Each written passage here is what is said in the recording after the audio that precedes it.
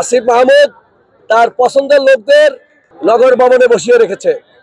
ইশরাক হোসেনকে শপথ পড়ানো হচ্ছে না আসলে ব্যক্তিগত কারণে।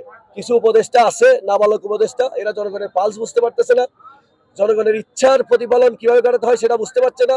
এরা জিহুজুর টাইপের কিছু উপদেষ্টা, কিছু আমলাকে বসিয়ে, প্যাসিস্টদের কিছু দোসর, শেখ হাসিনার কিছু দোসরকে বসিয়ে এরা জিহুজুর শুনতে চায় এবং এদেরকে তেলবাস কিছু আমলাকে দিয়ে এরা প্রশাসন চালাতে চায়। আর যদি শপথ পড়ানো না হয়, ঢাকা শহরে আমরা আন্দোলন গড়ে তুলবো, নগর ভবন অবরোধ করে রাখবো এবং এই সরকারের উপদেষ্টাদের কিভাবে পদত্যাগ করাতে হয় সেটা আমাদের জানা আছে। নাবালক উপদেষ্টা পদ থেকে পদত্যাগ করিয়ে ছাড়বো ইনশাল্লাহ। ইশরাক হোসেন জনগণের প্রতিনিধি, তাকে শপথ না নেওয়ালে, মেয়র হিসাবে আমরা দেখতে না পেলে, নগর সেবক হিসাবে দেখতে না পেলে আমরা রাজপথে আন্দোলন করব এবং এই নগর ভবনকে ঘেরাও করে রাখবো। শপথ না নেওয়ানো হবে।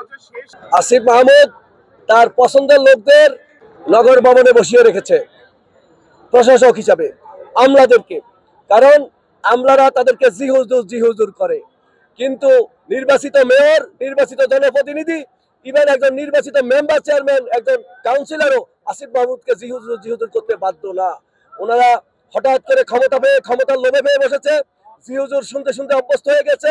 ওনাদের এখনো উপদেষ্টা হওয়ার মতো ম্যাচুরিটি আসে নাই। আমি বলবো এগুলো নাবালক উপদেষ্টা।